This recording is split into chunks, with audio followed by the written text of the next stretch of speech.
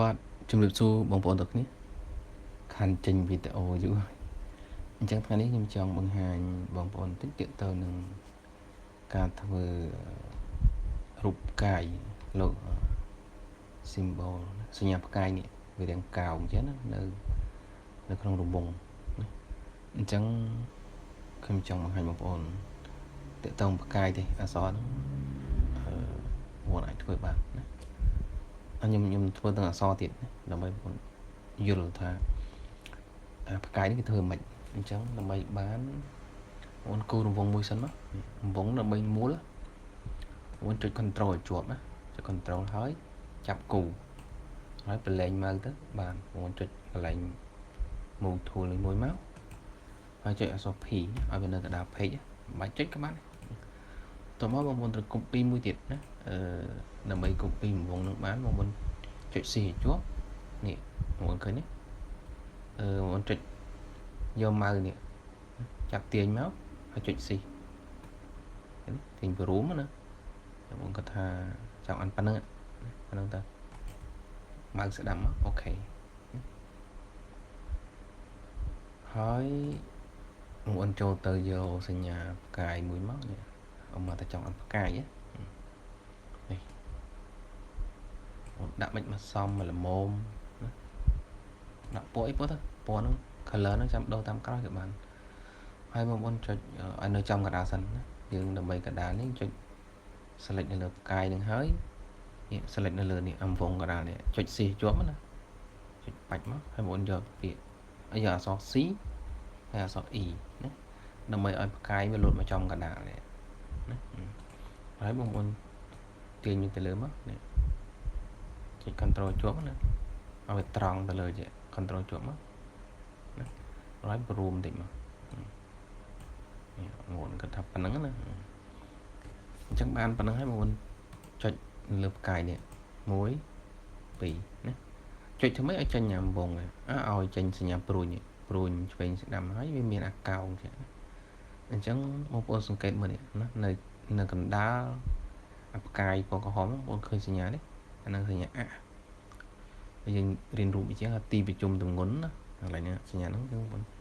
យកមកវាមានសញ្ញាលេខបូកចុចជាប់មកចុចទាញមកក្រោមនេះ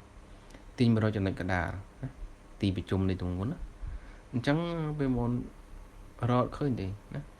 បងតើចុចដៅនេះយើងគិតថានេះកណ្ដាលតិចណាប៉ុណ្ណឹងមករហូតវាលុតខឹកណាវានៅលើម៉ៅវាមានលុតសញ្ញាមួយខឹកហើយវាមានពាក្យថា center នោះបងប្អូនឃើញនេះ message មួយទូចអក្សរទូចវាដាក់ថា center អញ្ចឹងមកបលែងម៉ៅមកអូខេអញ្ចឹងយើងសង្កត់មកនេះនេះព្រួញអានេះទីប្រជុំទម្ងន់ណារបស់វារួចហើយបងប្អូននេះយកម៉ៅមកចុចកន្លែងនេះណាចុចតម្រាំទុកចុចជាប់ចឹងមកហើយបងប្អូនចុច control ណា control ហើយយើងទាញនេះយើងមកយើងយកម៉ៅអស់ម៉ៅមកនេះអានេះវាបែងចែកកម្រិតឲ្យណាអានេះមកខឹកនេះពីខឹកមកបាទនេះពី space អញ្ចឹងយើងត្រូវការមក space នេះអានេះវា divide វាចែកឲ្យស្រេចថាមកជុំ360 degree ហ្នឹងគឺ space ប៉ុណ្ណឹងណាអូខេអញ្ចឹងបងប្អូនម៉ៅស្ដាំចុច right click នេះមកបានហើយតើបងប្អូនឃើញនេះអាសញ្ញានេះសញ្ញាព្រួយហ្នឹងឆ្វេងស្ដាំលើក្រោមមានកោងអញ្ចឹងបងប្អូន control D មកណាបើសិនជាបាត់ហ្នឹងអត់អាច control D វាអត់domino ឲ្យទេណាវាអត់ follow ទេអញ្ចឹង control D មកបងប្អូនចុចមកចុច D រហូតមកជុំមកណាអូខេមកនេះឃើញស្អាតទេគឺវាបែងចែកឲ្យស្រេចណាពី space ពី space មួយទៅ space មួយគឺវាចែកស្មើគ្នាណាអញ្ចឹងខ្ញុំលុបចោលសិនហើយបង្ហាញបងប្អូនមកទៀតឧបមាថាអានេះចំកណ្ដាលខ្ញុំអត់លុបណាបងប្អូននេះឥឡូវមកថាបងប្អូនអត់ចុច control ទេណាបងប្អូនទាញយកម៉ៅទាញមកចង់បាន space កម្រិតតាមចិត្តណាមកតែប៉ុណ្្នឹងប៉ានេះឃើញទេហើយជាមួយខ្ញុំ control D បងប្អូននេះវាជុំដែរប៉ុន្តែវាបែងចែក space អត់ល្អទេឃើញទេអានេះវាត្រូវអានេះលើសអានេះមកខ្វះនេះឃើញទេវាត្រូវជាន់នឹងផ្កាយនេះ អញ្ចឹងហើយបានខ្ញុំបញ្ជាក់ប្រាប់បងប្អូនថាដើម្បីឲ្យវា device space បានត្រឹមត្រូវបងប្អូនត្រូវចុចខ្ញុំមកចុចជាប់ហើយចុច control ណាសញ្ញា control នៅលើ keyboard នោះចុចមកនេះបងប្អូនចុចបានកម្រិតប៉ុណ្ណឹងអានេះកម្រិតវាកំណត់វាបែងចែកឲ្យហ្មងដើម្បីឲ្យបានរូបផ្កាយហ្នឹងគឺកម្រិតពីមួយទៅមួយស្មើគ្នាបងប្អូនចុចមកស្ដាំមកបាច់ហើយ control D ណា control D មកណាគឺវាបែងចែកឲ្យស្មើគ្នាណាពីប្លោះមួយទៅប្លោះមួយហ្នឹងគឺរៀបបែបហ្នឹងណាអញ្ចឹងខ្ញុំ undo ត្រឡប់ទៅវិញអញ្ចឹងខ្ញុំយកកម្រិតតាមមួយ space ទេនេះអានឹងជា control ឲ្យប៉ុណ្ណឹងមកស្ដាំមកអូខេចុច control D មកចុច control D ជាប់មកមួយទៅអូខេបងប្អូនមើលនេះអញ្ចឹងមើលផ្កាយគំរូរបស់គេខាងលើហ្នឹងគឺយកតែពាក់កណ្ដាលទេអញ្ចឹងមកដើម្បីបានពាក់កណ្ដាលមុនចុចកន្លែងវងមួកខាងក្នុងក៏បានខាងក្រៅក៏បានណាចុចមកនេះវាមានសញ្ញានេះអានេះពាក់កណ្ដាលអញ្ចឹងបងនេះគូចុចចំកន្លែងហ្នឹងមកមានបន្ទាត់មួយមកកន្លែងហ្នឹងណាគឺពាក់កណ្ដាលអញ្ចឹងបងលុបខាងលើចោលទៅនេះអញ្ចឹងទុកប៉ុណ្្នឹងទៅបានអាចលុបពីនេះទៀតក៏បានដែរណាអញ្ចឹងយើងត្រូវការតែពាក់កណ្ដាលទេហើយអក្សរនេះបងប្អូនវាយមកដាក់អីក៏បានណាបងប្អូនវាយខ្ញុំបានថាCambodia ណាខ្មែរអញ្ចឹងទៅហើយបងប្អូនអញ្ចឹងអក្សរកោងមិនចេះធ្វើណាខ្ញុំវាយពាក្យជិះវិញដាក់ kingdom អញ្ចឹងទៅoff Cambodia អញ្ចឹងទៅណាអូខេហើយបងប្អូនទាញដាក់មកនេះអញ្ចឹងដើម្បីឲ្យបានអក្សរកោងនេះកោងដូចគំរូរបស់គេខាងលើហ្នឹងបងប្អូនទី1 select នៅលើអក្សរមួយជួរហ្នឹងបងប្អូនអាចប្រដិនតិចទៅតមកចុច C ឲ្យជាប់ណា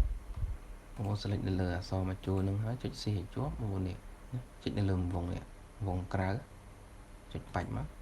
បានវា select ទាំងអក្សរ select ទាំងវងហើយបងប្អូនចូលទៅកន្លែង text ហើយយកពាក្យនេះ fit text to part ណា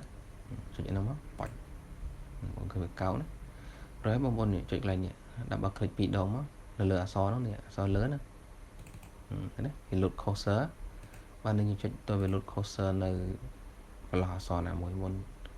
តបមកបងប្អូនចូលនេះអាធូលមួយនេះចុចបាច់មកហើយយើងចាប់ទាញមកឃើញទេ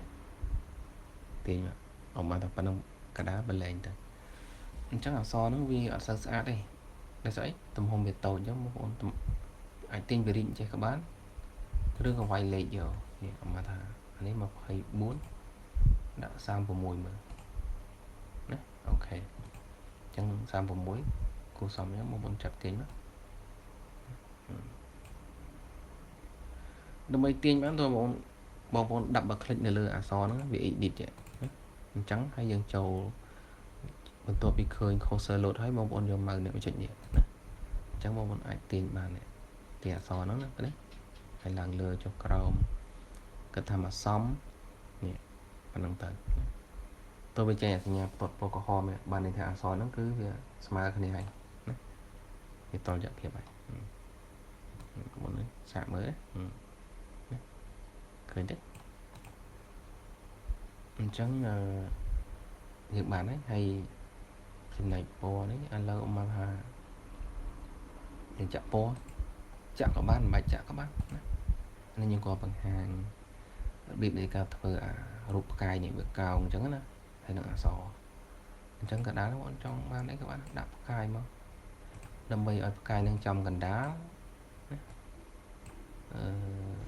អាចចាក់ពណ៌អីពណ៌ក្រហមទៅទី1យើង select នៅលើផ្កាយបន្ទាប់មកចុច C ជាប់ហើយនេះចុចនៅលើរង្វង់នេះបងណាចុចអក្សរ C ហើយអក្សរ E ឃើញទេ